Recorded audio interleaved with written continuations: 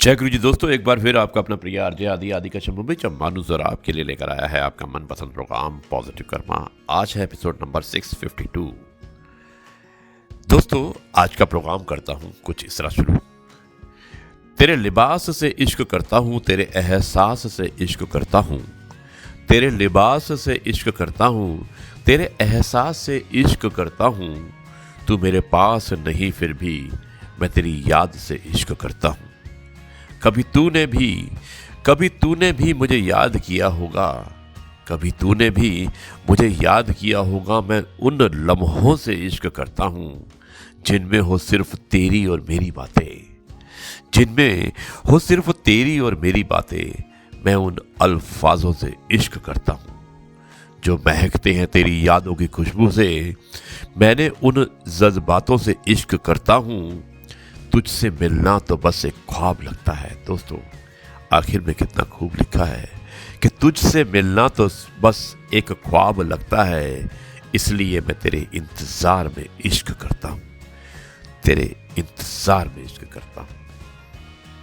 दोस्तों, मुस्कुराहट भी एक कमाल की पहेली है। जितना बताती है उससे ज्यादा कहीं छुपाती है। मुस्कुराकर देखने में और देखकर मुस्कुराने में बड़ा फर्क है। कभी नतीजे बदल जाते हैं और कभी रिश्ते। दोस्तों, आरजे आदि विशेष कुछ अलग हो जाए उसमें मैं एक कहानी सुनाना चाहता हूं जिसका शीर्षक है सच्चाई, और मुझे उम्मीद है कि एक कहानी आपको अवश्य पसंद आएगी। शुरुआत करता हूं इस कहानी की कुछ इस प्रकार। हमारे विश्वविद्यालयों में एक छात्र एक दिन एक प्रोफेसर के साथ सैर कर रहा था, जिसे आमतौर पर छात्रों ने दोस्त कहा जाता था, जो उनकी हिदायत पर इंतजार करता था। जब वे साथ गए तो उन्हें रास्ते में पुराने जूतों की एक जोड़ी पड़ी दिखाई दी, जो कि वे एक गरीब व्यक्ति की थी, जो एक खेत में काम कर रहा था और जो लगभग अपने दिन का काम पूरा कर चुका था। छात्र ने प्रोफेसर की ओर मुड़ते हुए कहा, आइए हम उस आदमी को एक चाल खेलते हैं। हम उसके जूते छिपाएंगे और खुद को उन झाड़ियों के पीछे छिपाएंगे, और जब वो उन्हें नहीं पा सकता है तो उसकी खुशी को देखने का इंतजार करेंगे। मेरे युवा मित्र ने प्रोफेसर को जवाब दिया कि हमें अपने आप को गरीबों की कीमत पर कभी भी खुश नहीं करना चाहिए, लेकिन आप अमीर हैं और गरीब आदमी के माध्यम से अपने आप को बहुत अधिक आनंद दे सकते हैं। प्रत्येक जूते में एक सिक्का डालें और तब हम छिपाएंगे और देखेंगे कि खोज किस तरह उसे प्रभावित करती है।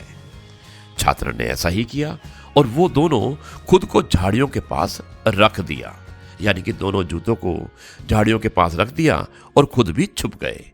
गरीब आदमी ने जल्दी अपना काम खत्म किया और मैदान के उस रास्ते पर आ गए जहां उसने अपना कोट और जूते छोड़ दिए थे। अपने कोट पर डालते समय उन्होंने अपना एक पैर अपने जूते में खिसकाया, लेकिन कुछ कठिन महसूस करते हुए वो महसूस करने के लिए रुक गया। ये क्या? और सिक्का मिला उसे जूते के अंदर। उसने उनके पराक्रम और विस्मय को और आश्चर्य देखा गया। उसने सिक्के पर टकटकी लगाई, उसे घुमाया और बार बार देखा। फिर उसने चारों तरफ उसे देखा, लेकिन उसे कोई भी व्यक्ति दिखाई नहीं दिया। उसने अब पैसे अपनी जेब में डाल लिए और दूसरे जूते पर रखने के लिए आगे बढ़ा, लेकिन दूसरे सिक्के को खोजने पर उसका आश्चर्य दोगुना हो गया। उसकी भावनाओं ने उस पर काबू पा लिया और वो अपने घुटनों पर गिर गया।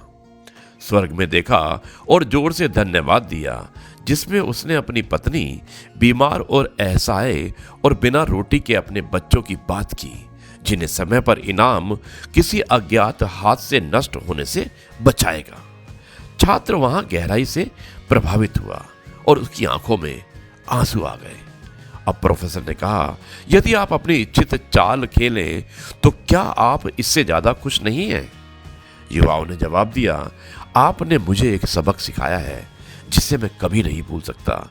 मुझे अब उन शब्दों की सच्चाई महसूस हो रही है जिन्हें मैंने पहले कभी नहीं समझा था।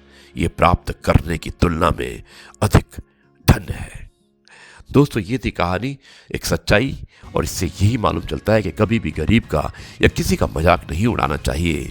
यह है आपका अपना प्रिय आरजे आदि कश्यप मुंबई चम्मानुस, और आपके लिए लेकर आया आपका मनपसंद प्रोग्राम पॉजिटिव कर्मा।